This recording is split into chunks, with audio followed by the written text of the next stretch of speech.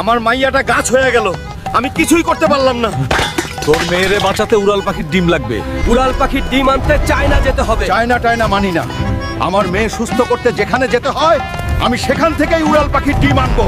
China, আমি আসতাছি। উড়াল পাখির ডিম রেডি রাখ। অবশেষে চায়না, ওই তো ডিম। ওই পাখি, ডিম দে, নরইলে তোর ডানা ভাঙা দিমু। তোর সাহস তো কম না, আমার ডিম নিতে আসছস? আজ তোরেই আমার বাচ্চার খাবার বানাবো। তোর ডিম ছাড়া আমার মাইয়া সুস্থ হইব না।